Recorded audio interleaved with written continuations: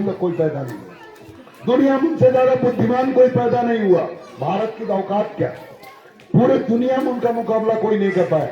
बाबा साहब जितना पढ़े लिखे थे, गूगल पर सर्च कर लेना कि बाबा साहब कितना पढ़े थे, उनकी डिग्री पढ़ने में तुम्हें दोपहर हो जाएगा। इतने पढ़े लिखे विद्वान जिन्होंने दलित पिछड़ों को इंसान बनाया, उनका संविधान कभी कमजोर मत होने देना। महानगर कमजोर हो जाए चलेगा, सपा बसपा कमजोर हो जाएगी चलेगा, लेकिन मेरे बच्चों, दलित पिछड़े समाज के लोगों, अल्पसंख्यक समाज के लोगों, जिस दिन बाबा साहब का संविधान कमजोर हो गया, उस दिन आप 2 घंटे में गुलाम बना लिए जाओगे।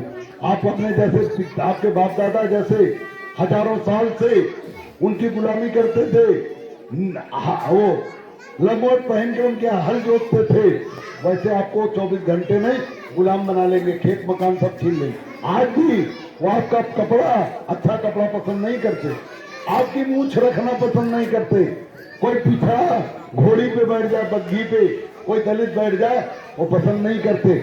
और उन्हीं के बहकाने में कुछ हमारे भी पिछड़े समाज के नेता, पिछड़े समाज के लोग इस तरह करते हैं। तो उनको, बाबा साहब को नमन करने के लिए, बाबा साहब के संविधान को मजबूत करने के लिए पूरी ताकत से नारा लगाएंगे, बाबा साहब की जय हो। आप कहेंगे और ताकत से जय हो, जय बाबा साहब की जय हो, बाबा साहब की जय हो, बाबा साहब की जय हो। अब एक नारा शाक्य मुनि भगवान बुद्ध के लिए, अंतिम नारा कि भगवान बुद्ध की करुणा हो। कुछ लोग कहते हैं दिया जलाओ, घी जलाओ, यज्ञ कराओ।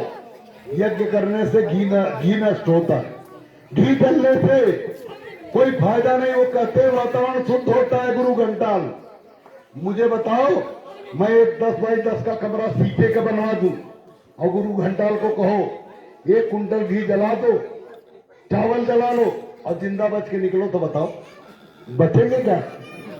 अगर वो शीशे का कमरा बिना हवा निकलने की जगह नहीं होगी तो कोई भी चीज चलेगी, कार्बन डाइऑक्साइड बनेगी। और कार्बन डाइऑक्साइड नहीं, हम सभी लोगों को ऑक्सीजन चाहिए। चाहे बैल हो, बकरी हो, मुर्गी हो, मुर्गा हो, इंसान हो, हाथी हो, घोड़ा हो, सबको जिंदा रहने के लिए ऑक्सीजन चाहिए। और वो बना रहे हैं कार्बन डाइऑक्साइड, तो कार्बन डाइऑक्साइड से वातावरण शुद्ध हो रहा है, क्या शुद्ध हो रहा है? उल्लू बना रहे हैं। मेरे भाइयों, मेरी माताओं बहनों, घी खाने से तुम्हारा बेटा मजबूत होगा, घी जलाने से, घी का दिया जलाने से बेटा मजबूत नहीं होगा। और घी खाने से, देखो 55 साल की उम्र है, हमारे पिताजी घी जलाने के बड़े विरोधी थे।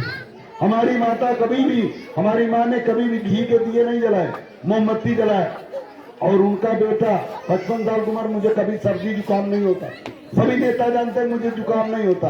अखिलेश यादव भी कहते थे आपको जुकाम, बीड़ी कौन पी रहा? भगवान बुद्ध की बात हो रही है, बीड़ी पी रहे हो? हाँ, भगवान बुद्ध ने कहा तक नशा न करो और ये बीड़ी थूक रहे हैं। वाह, भगवान बुद्ध की बात हो रही है। तो सभी जानते हैं मुझे जुकाम नहीं होता, मुझे पूरा कोरोना काल निकल गया, सब ठीक बात रहे हैं। लेकिन केशव देव मौर्य को कभी भी जुकाम नहीं होता, बुखार नहीं होता। आज भी मैं रोज 10-11 घंटा खड़े होकर बोलता हूँ।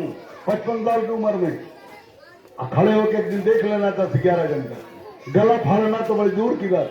मुझे अभी, आप सब स्वेटर पहने हो, मुझे सर्दी नहीं लग रही। क्यों? सर्दी लगती, लेकिन बोलने में सर्दी नहीं लगती। जब मैं जो बोलता हूँ पीठ में पसीना हो जाता है।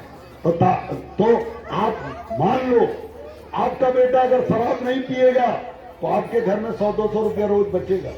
और आपका महीने में अगर किसी डाकखाने में जमा करो तो 2 साल 3 साल में कमरा बन जाएगा और आप अमीर हो जाओगे। तो इसलिए भगवान बुद्ध की करुणा जिनके ऊपर होगी वो अमीर बन जाते। मैं भी गरीब घर में पैदा हुआ, लेकिन भगवान बुद्ध की करुणा की वजह से आज पूरे प्रदेश में मुझे लोग जानते हैं।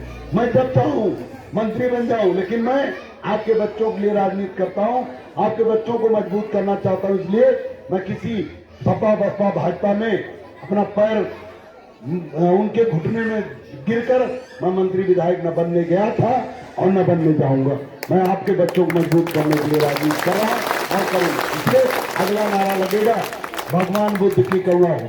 आप कहेंगे करुणा हो, करुणा हो, भगवान बुद्ध की करुणा हो, भगवान बुद्ध की करुणा हो, भगवान बुद्ध की करुणा हो। एक बात और बता दें कि यहाँ कार्यक्रम जितने हो रहे हैं, मैं गांव-गांव दौरा कर रहा हूँ, जितने दौरे हो रहे हैं उनमें तमाम गाड़ियां चल रही हैं दर्जनों, और उनमें डीजल लग रहा है, किराया लग रहा है, और सब पैसा आप लोग दे रहे हैं। यहाँ के लोगों ने भी